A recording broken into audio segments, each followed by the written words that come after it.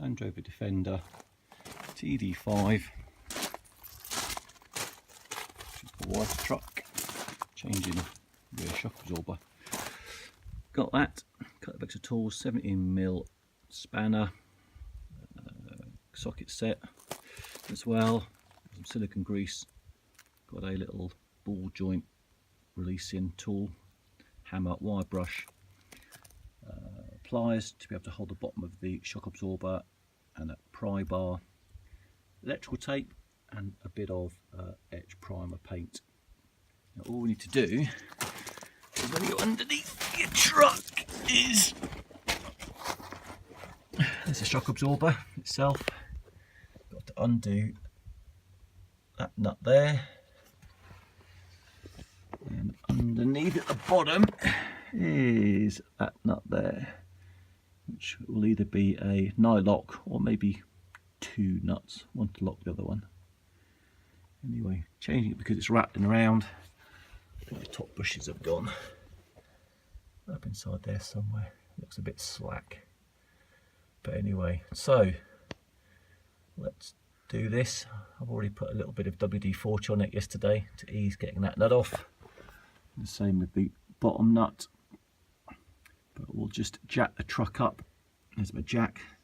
We'll jack it up a couple of inches just to help do this. Don't jack it up too far, otherwise the spring will pop out of the top of the mount. So a couple of inches off the ground to take the strain weight off this shock absorber. Anyway, right, let's jack it up and let's undo these two bolts. Okay, got the shock absorber off. That bush has obviously gone there. I've had to angle grind the bottom nut off, which is fine. We've also found the top mounting point there. That thread, if you can see, it's pretty goosed, so I'm going to have to remove the top mount. 3 bolts, 1, 2, 3. Luckily, whilst I bought the shocks, I also bought a spare set of mounts. Let's get this mount off and see what damage there is. Okay, got the mount off. There's a new one. But notice the holes on my truck. The rear hole is the bottom hole and the forward hole is the top one when you remount it, and obviously that hole stays the same. That's why the new mounts have 5 holes, 4 for the top and 1 for the bottom. Alright, let's get this back on and see how it goes. Okay, just wire brush back the holes on the chassis itself, put a bit of etch primer on. Let's just see a little bit of black coming back, don't be shy. Okay, put a bit of black on. Lots of it doesn't have to be pretty, but that'll do for now. Let it dry and we'll come back to it.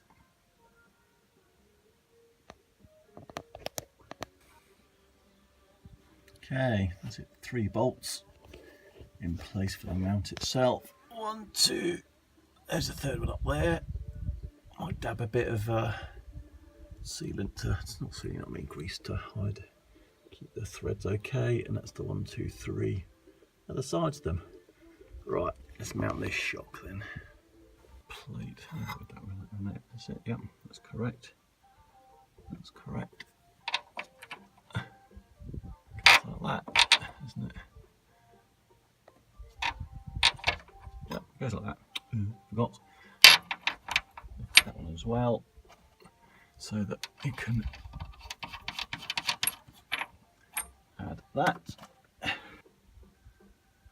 So top of the shock on with the washer at the back, one at the front, and then that nylock nut.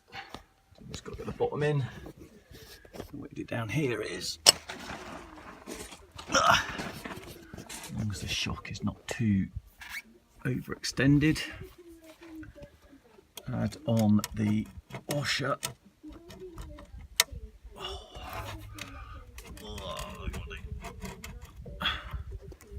Put the camera down to do this, I reckon.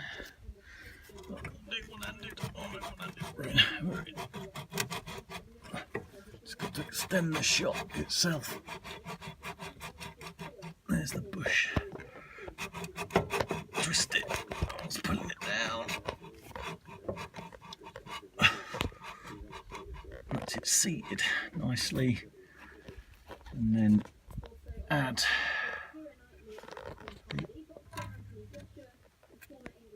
see the bush. What we've got to do now is add the other washer, big fat penny washer that comes with the set, and then do up the actual bolt itself. So yeah.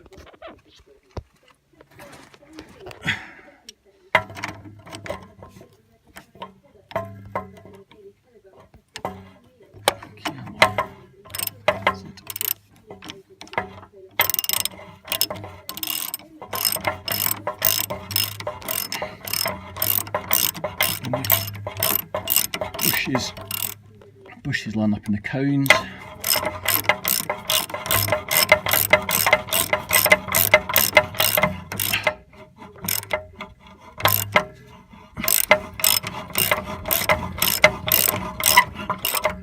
If you over tighten them, you'll compress the bushes too much.